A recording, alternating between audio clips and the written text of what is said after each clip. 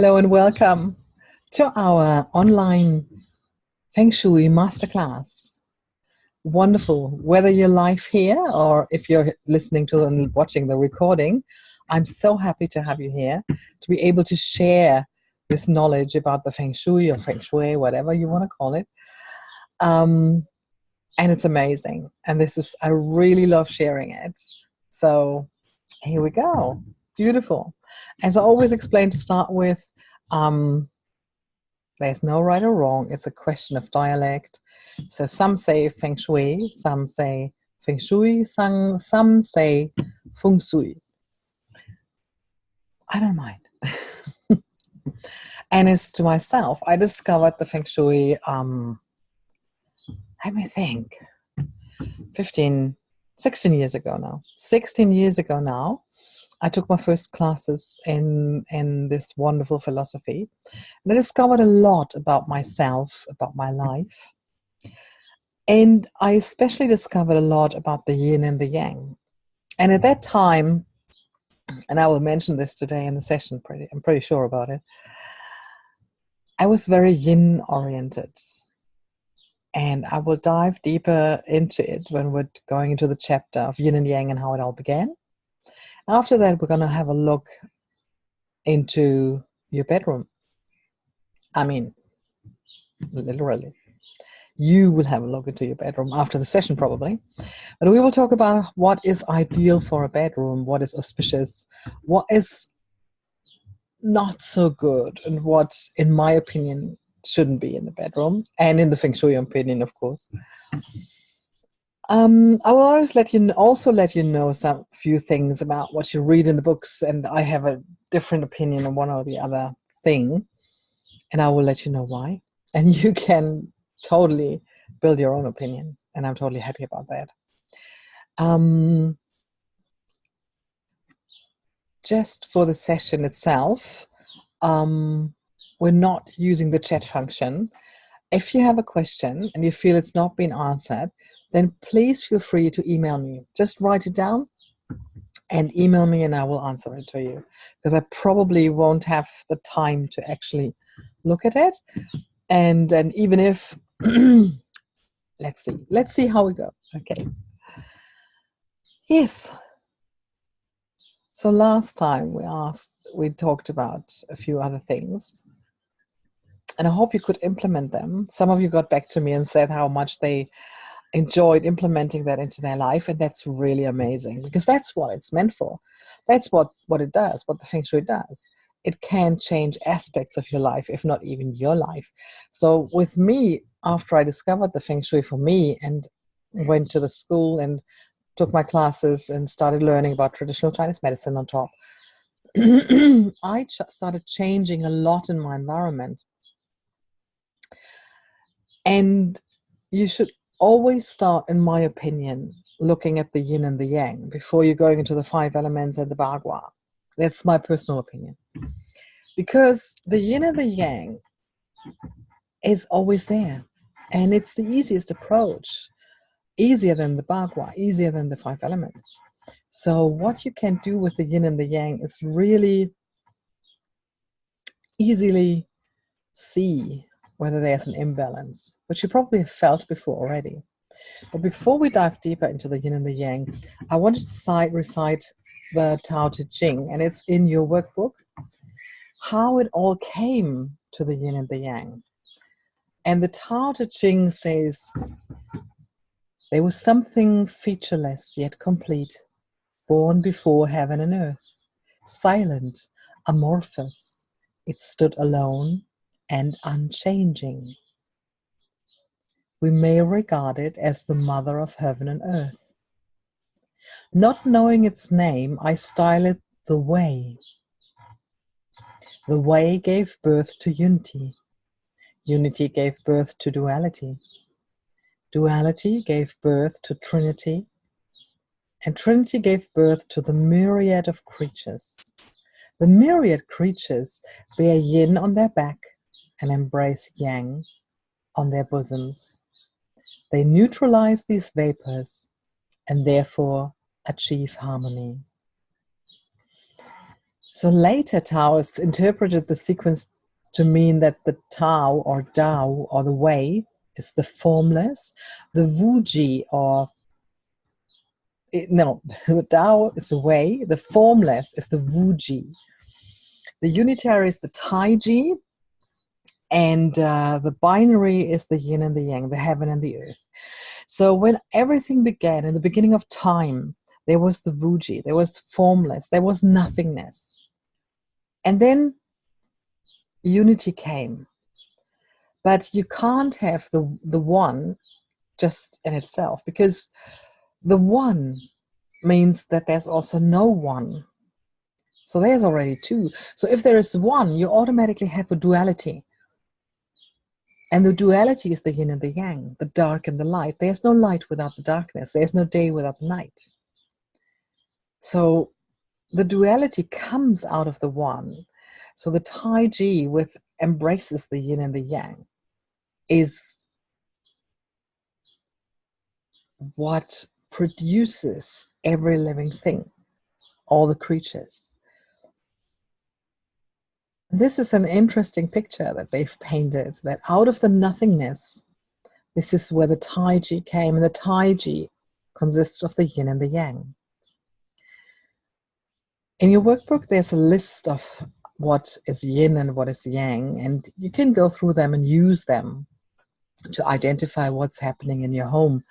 So yin and yang are two opposing forces in every living thing, and they are creating the chi, and I probably will do the chi in our next masterclass.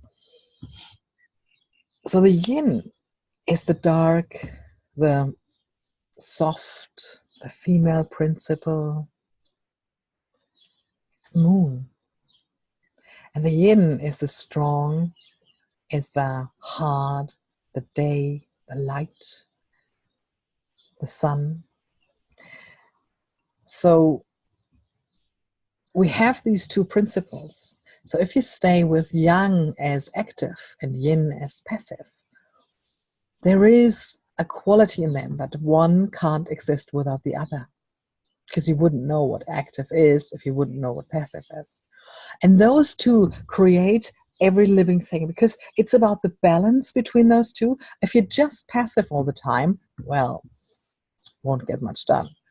If you're just active all the time, if you're in the yang all the time, then you're exhausted pretty soon, don't you?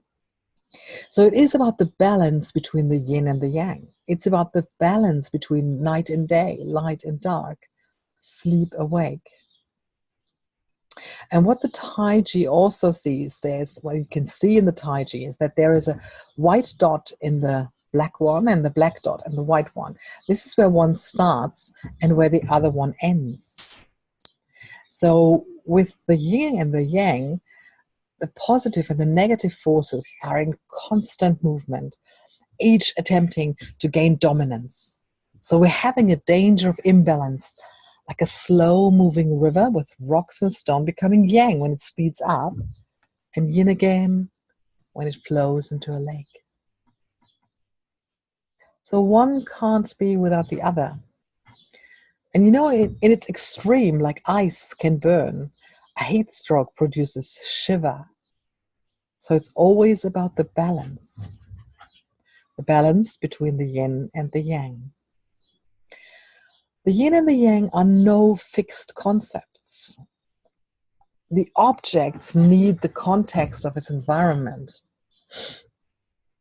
So let's say there's a large house. You've just bought a nice large house and you planted a tree. So the house is the yang and the small tree is the yin. If the tree grows over the years, decades, and then overshadows the house, the tree is becoming dominant and the house is becoming yin. Very much in the shadow, very much cooler, and the tree dominates maybe everything in the place. And also, if you have the same house with a huge mountain behind it, then the mountain is the yin. So no thing is in itself yin or yang.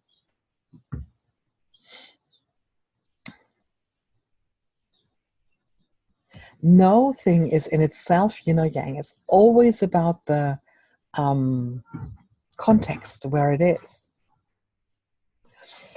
So, with this idea in mind, it's always about looking what is around you. Is anything dominating? Is the yin dominating? Is the yang dominating? So once you've realized what the nature of things around you is, you can see where the imbalances are. So I'm coming back to my personal example. At that time, I was very exhausted, very, very exhausted. So due to the job that I had and the corporate landscape and everything, so I needed to rest. So I started creating very, very much yin in my home. So lots of cushions, lots of soft fabrics, lots of dimmed light. The windows were covered with. I had curtains for the first time in my life. I actually had curtains in a place where I lived, and lots of plants in the window so that nobody could see in. So there was actually a time when I started with the Feng Shui. So I realized I had created this yin nature around me. And it was an imbalance because it was too much. There was no activeness in my free time. So when I came home, there was just passiveness. There was just really, I needed to rest. I wanted to sleep, but I couldn't sleep really well because everything was just yin. So there needs to be balance between those two. And in your workbook, you have examples also with building materials, what kind of furniture. So heavy, bulky furniture is definitely more yin than a slim furniture. Or if you come to households where the electric devices dominate the room, so a huge TV, for instance, that's very, very yang. So, and nothing, as I said before, is right or wrong in itself. Nothing. It always needs a context. So let me then now come to my example, your bedroom. So the bedroom, just ask yourself, is your bedroom more yin or more yang? Well, stupid question. And there are no stupid questions. It is definitely yin because the bedroom is meant for resting. So the bedroom is one of the rooms that can be dominated in one or the other direction, and it actually should. It should be dominated more yin. And that, of course, that means that there should be softer materials, not too much light, not too much metal, more towards the wooden side maybe. But if you like metal, again, balance.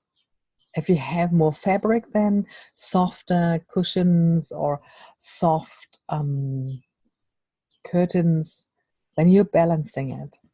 Somebody came to one of my classes and asked me that at this point of the course, yeah, but I love my metal bed and I love my metal bedside tables. What a word.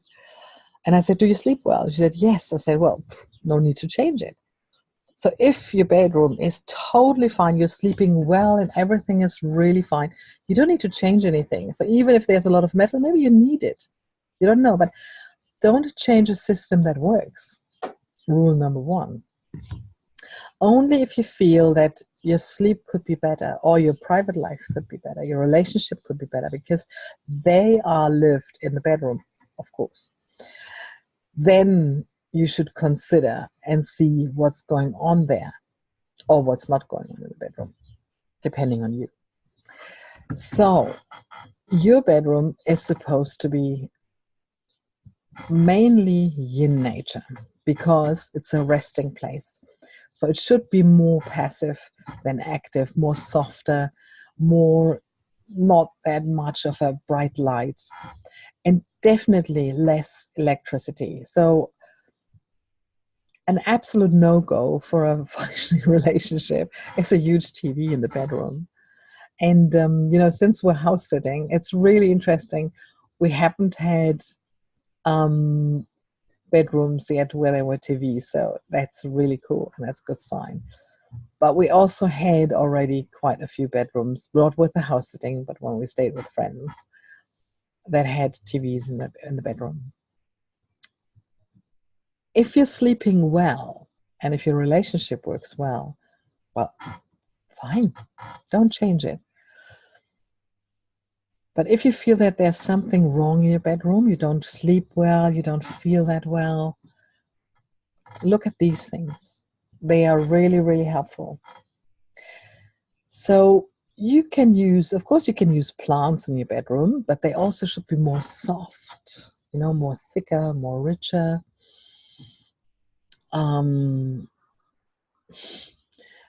I will tell another story about a bedroom later. It's a bedroom in Germany, so there's no danger of telling some private stories in Tauranga because I'm not doing that.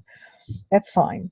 So what you should avoid in your bedroom, I already mentioned a few things, but everything that's sharp and lots of sharp corners, that's something that you actually shouldn't have in your bedroom. Another thing to look at is what is underneath your bed. A lot of clutter. A lot of things that you don't need anymore, actually. Really bear in mind that your bedroom resembles your relationship. And it also resembles how you are resting. And if you're not sleeping well, then I would also look underneath the bed, what's happening there. And declutter. Definitely declutter. Another thing, and you probably read about that, is mirrors in the bedroom. You should avoid them. If you have one in your bedroom, maybe you can hang a fabric over it at night.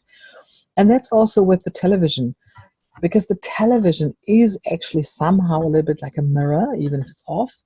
So you can also, if you have one, let's say your partner wants to have it in the bedroom, you can have a fabric over it at night. That already helps. That changes the whole mood. You will realize it pretty soon when you do that. So you don't have to get rid of the mirror, actually, but you can hang some fabric over it at night, and that really helps. Because what is happening at night, let's say you wake up and you need to go to the bathroom, or you just wake up and need something. What happens is actually that when you get up in your bed, you will see movement on the side in the mirror. And that actually can be quite disturbing, really disturbing. So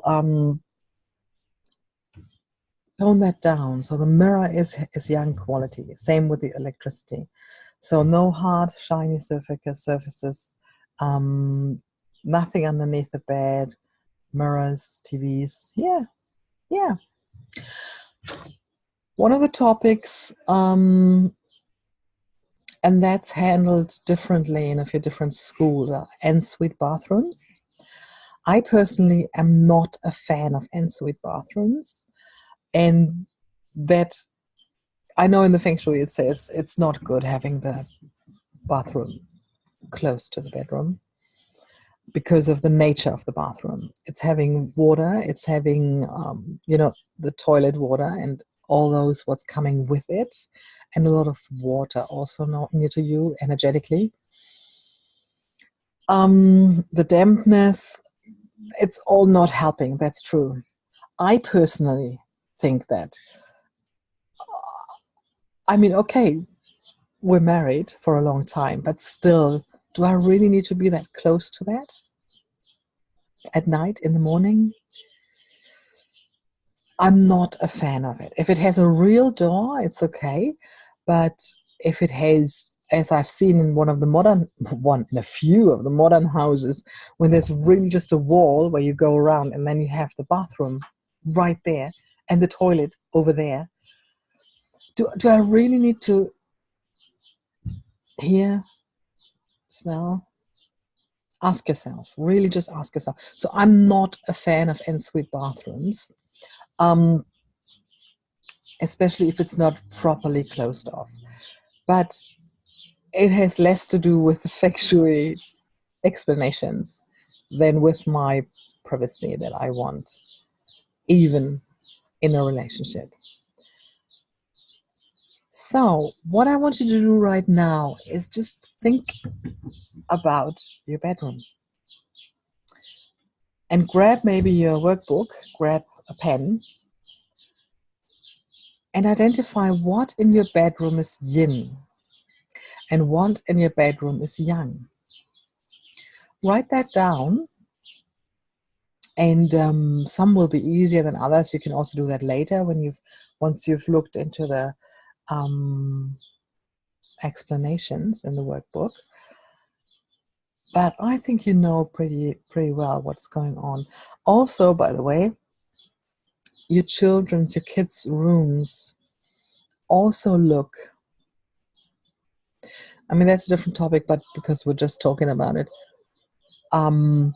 just look that there are different sections, so that the bedroom corner of your kids' room is more a yin corner with the colors and the materials and what's happening there.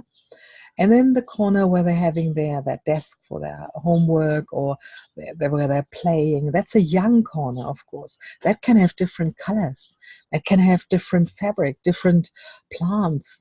You know, this is in a kid's room, we've got more than one quality. In our bedroom, we're mainly sleeping, so the quality is clear. In the kids' room, we're having different qualities. So we're needing different areas who are embodying these qualities.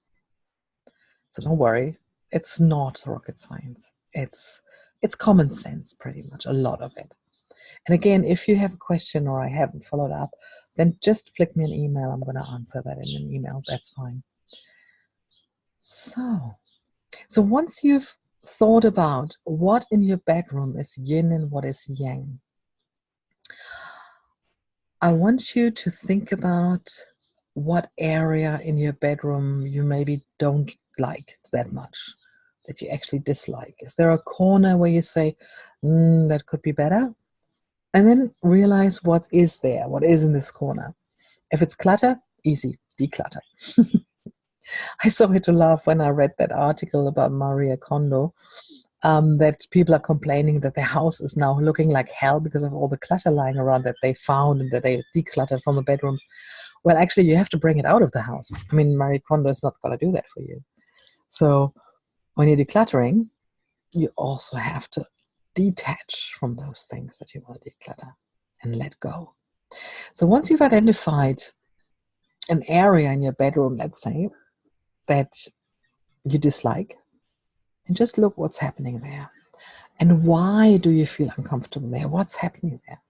And this plays into what I filmed this afternoon as a Mindful 10 session. To realize and to become aware what's going on, you actually have to just stop. Take time, go into your bedroom, and just observe. Just look around. What's going on? What is there? Is there chaos in general?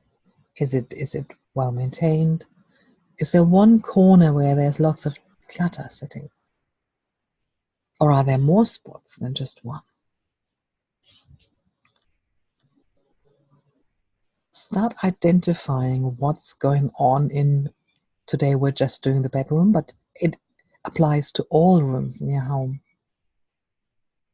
Start identifying what is yin, what is yang, and what are the areas that you don't actually like. And just watch what's going on there. It's an interesting process, I can tell you, because you can just learn so much about yourself and about the way you live, about the way you talk, walk, everything. If you just start observing what's going on in your environment and your surrounding, just like in my case with my story, that I just found out there's so much yin in there, I can't actually energize because there's no energy left. And there was no energy left. And well, I ended up quitting that job, to be honest. That was the only thing that saved me. That's another different story. Maybe we're coming to that story when we're talking about chi next time. Okay, and now I have a little treat for you, because I'm not even teaching this in my video course, but I thought this really fits well into here. And I want you to know these things. And that's the so-called Gua number. In your workbook, you find a way how to calculate the Gua number, your personal Gua number. Important is your gender, female or male, and the year you're born in. If you're born, the Chinese are really simple in that way. Between the 1st of January and the 3rd of Feb, you belong to the year before. Easy. You will find that in most of the papers. It's all good.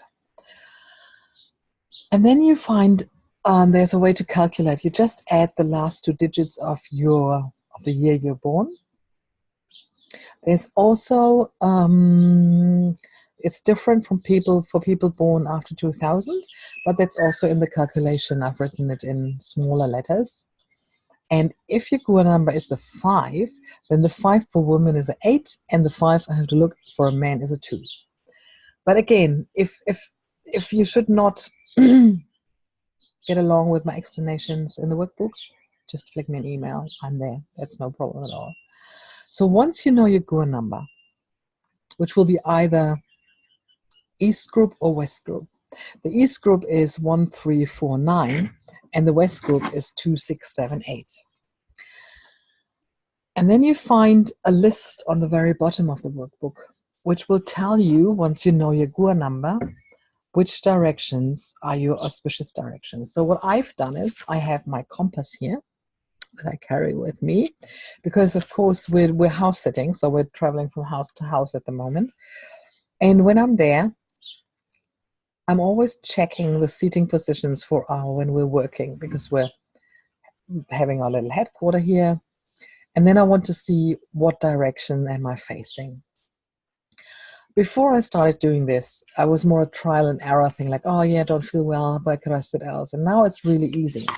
So I have on this post-it, or maybe I should use a new one. I could have a new one. And I have all my auspicious directions written on them. So this is my healing direction, my clarity direction, my love direction, and the universal direction. The universal direction is a very good direction for working. And the whatever direction is on it, that's the one we're facing to. And of course, clarity would be a great direction to meditate on. Healing, if you need some healing, meditate in there. And love, of course, is a great direction for your eating with your partner, with your family, for instance, and for other things. So facing direction. So what I do is then I put the compass on the table and I look where's north. And then I put my little paper underneath, also looking where's north. And then I know this is my clarity direction, my healing and love direction, and my universal direction are back there. So I have 4 directions to choose from. Why I teach this when we're doing the bedroom is this is also important for your sleeping direction. And for your sleeping direction, it's of course not important where you look at, it's important where your crown chakra points to. Okay? So if you and your partner are in the same group, easy peasy. If you and your partner are in different groups, that may explain why one sleeps more this direction and one sleeps more in the other directions. But we've got 8 directions and each of us have 4, so you can have 2 that are the closest together, and that works really well. I'm in the lucky situation that we're both in the same group, so we can both sleep in the same direction. But I wouldn't be too religious about it. Again, if you're sleeping well, don't change it. Don't change it. Okay, so you will find your 4 auspicious directions. And then if you have a sleeping issue, have a look whether one of these positive directions have been missed out and whether you can change the direction of your bed into one of your favorite and auspicious directions. What's also happening, of course, and what's important, and I personally think it's more important than your sleeping direction, is, of course, you need to watch what the bed position in your bedroom is. The position of your bed. I know a lot of books say you shouldn't sleep with your feet pointing towards the door. If I have no other choice, I'd rather do that than sleeping with the head next to the door. Because from from whole evolution wise, we need a safe position. And the safest position is when the head is the furthest away from the door, because if an intruder comes in, we have much more time to react than as if the head is right next to the door. So I personally love to sleep on the other side of the door if possible. If you're sleeping, and most of the bedrooms are like that, and you've got the bed, the door on one side, what you need to watch is where the window is. And here we come to a very specific New Zealand thing. You have to watch two things. Number one, the bed shouldn't be in direct line between the door and the window, because that's where the chi goes at night. And secondly, even more important, you should not sleep underneath a window. And I know that many, many households in New Zealand have their beds underneath the window. And the trouble is the bad insulation. So in winter, that's not a Feng Shui thing. You can ask every builder. In winter, what happens is that you have the air circulating above you. So you have a permanent chi movement. That means you will not sleep quietly. You will not sleep deeply. You have this permanent airstream of cold and warm and cold, mainly cold, apart from the fact if you're having a not well insulated home that you maybe also have some water on the window. So if you can avoid having the bed directly underneath the window, that would be really, really healthy. Yeah, bed position. One little story about a bed position. Back in Germany, so nobody here in Tauranga. Came to this household, and this male person wanted a relationship. He was looking for a new partner, and he called me in to analyze his apartment and what's going on there. And he had his bed moved to one wall. So the bed could only be entered from one side, actually. And that is in the Feng Shui really something that's just for singles, because it means that actually just one person can comfortably enter the bed. There's no room in this room for a second person to actually come and go and bring their energy in and out, and be comfortable in it. So I told him, you have to remove the bed from the wall. I mean, the head part can still be on the wall, and should actually, but move the bed away from the wall. And he was like, really? Like, yeah, if you want a relationship, then you actually should do that. And that was really the main thing that I found. There was another thing, that there was a stuck area in the relationship corner, but we decluttered that one. And what do I tell you? 2.5 weeks later, he called me, and I'm not sure if it was the bed, but I have a girlfriend now. And I'm like, yay! Whether it was the bed or not, I don't care, but he's happy. And that's the important part of the story. So whatever you do, if you're happy with what's happening in your place, and just reading a Feng Shui book makes you think, that's probably not right, forget it. But if you don't feel comfortable in your area, in your bedroom or wherever in the house, then you maybe should do something about it. And one of the possibilities is looking of the balance between the yin and the yang. Another thing what you can do is look at the position in the bed. We're talking about bedroom now, of the bed in the bedroom. Looking after the balance, looking after the corners, looking after the direction that you're sleeping.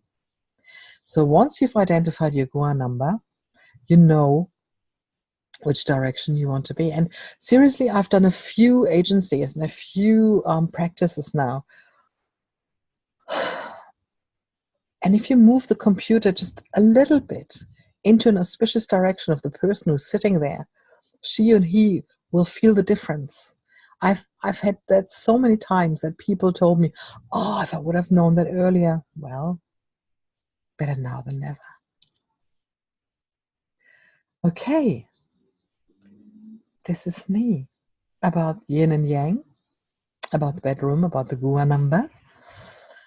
I hope you had fun. Let me know if you liked it. Also, let me know if you didn't, or if you still have questions. I'm totally happy to be there as I am right now. So I will send out the recording and the link to the recording probably tonight still. Yeah. Next free Feng Shui class will be in about 4 weeks. I don't have the date here at the moment, but I will send it out. If you're registered, and you are, if you're watching that, then you will get the invitation. And we're probably going to do Qi and the entrance of your house, because that again goes very well together. But if you have a topic that you would like to have discussed in the free class, let me know, and I will pick that up. Happy Feng Shuiing for you. Have a lovely evening. It's wonderful out here at the moment. And I see you again in the next masterclass. Bye.